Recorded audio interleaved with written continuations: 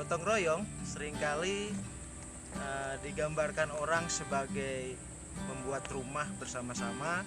Pada saat seorang tetangga rumahnya terkena bencana, misalnya roboh, maka seluruh tetangga mengerjakan rumah tersebut, membangun rumah tersebut secara sukarela tanpa dibayar. Kadangkala masing-masing juga membawa barang-barang untuk rumah tersebut. Itulah gotong royong, kerja secara sukarela. Nah, padahal makna gotong royong itu jauh lebih dalam dari itu. Bung Karno mengatakan bahwa kalau Pancasila itu diperas menjadi satu sila, maka Pancasila itu adalah gotong royong. Nah, di situ terlihat bahwa gotong royong itu merupakan fondasi kehidupan bangsa yang sudah dipraktekkan selama beratus-ratus tahun. Jadi gotong royong itu filsafat bangsa Indonesia yang melingkupi seluruh pola kehidupan kita gitu.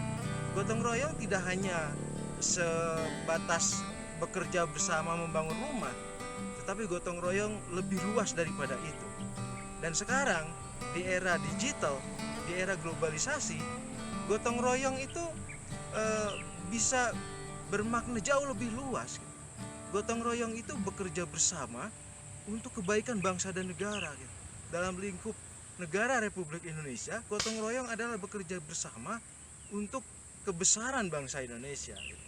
Jadi pada saat bangsa ini misalnya diserang wabah, pandemi, maka seluruh rakyat bisa bergotong royong untuk menghindarkan bangsa ini dari kondisi yang lebih buruk lagi gitu. Gotong royong bisa berupa setiap orang mengikuti protokol kesehatan, memakai masker, kemudian cuci tangan, kemudian menjaga jarak. Itulah gotong royong, bersama-sama melawan pandemi. Gotong royong juga tidak sebatas bersama-sama secara sukarela membangun rumah, tetapi gotong royong di era digital ini bisa bekerja. Bisa saja dia mencari untung, bisa saja dia mencari laba, bisa saja dia mencari kehidupan, tetapi dalam mencari kehidupan itu dilakukan secara bersama-sama. Itulah gotong royong di era digital. Gojek misalnya merupakan contoh pola gotong royong di era digital. Bagaimana kita mencari kehidupan, bagaimana perusahaan Gojek juga mencari laba, tetapi di tengah-tengah upaya mencari laba itu ada kerja bersama, kerja bareng-bareng untuk menghasilkan sesuatu bersama, dan itu adalah gotong royong. Bagaimana di era globalisasi ini bangsa ini menghadapi berbagai serangan nirmiliter misalnya, bagaimana kita menghadapi serangan berupa produk-produk asing gitu, bagaimana pasar Indonesia itu dipenuhi oleh produk-produk Cina misalnya. Nah, itu kita bisa bekerja sama, bergotong royong memerangi itu. Bagaimana caranya?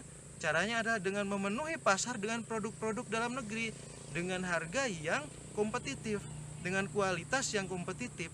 Itulah gotong royong. Gotong royong itu merupakan kunci bagi kesuksesan bangsa di dalam menghadapi peperangan, terutama peperangan militer.